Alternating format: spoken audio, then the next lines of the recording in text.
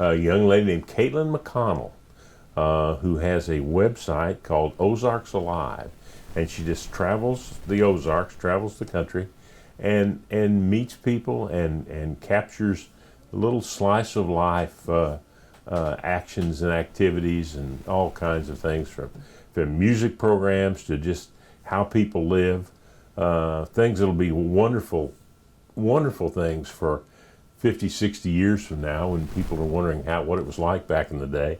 And she's got a great attitude. She started out at 17 years old writing a history column for her hometown newspaper in Marshfield.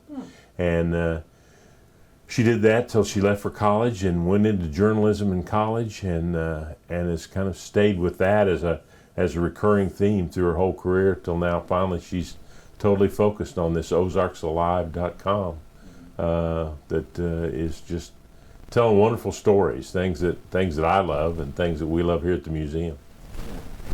So just obviously stories of the culture and right, yeah, people, just right? yeah, just as I said, slice of life activities, the music shows at McClurg, or the way people handle their livestock, or people that have lived in one location for a huge amount of time, generation after generation, and just telling wonderful stories.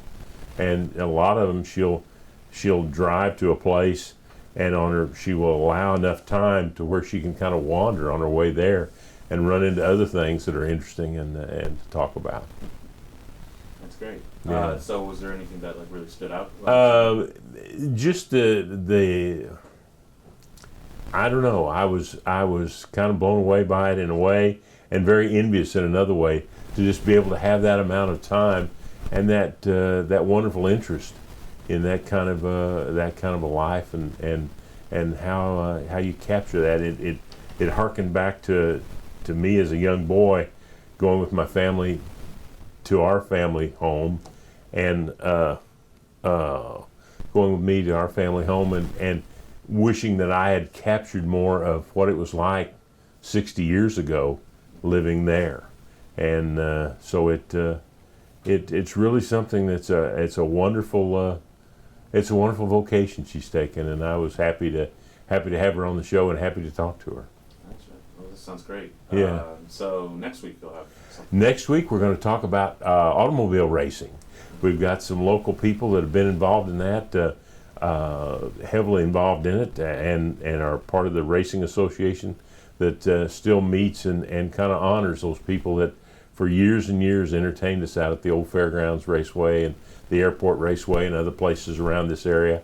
And so it'll be a lot of fun. We'll hear a lot of things about what it was like to have racing every week in the summer out at the fairgrounds and so on.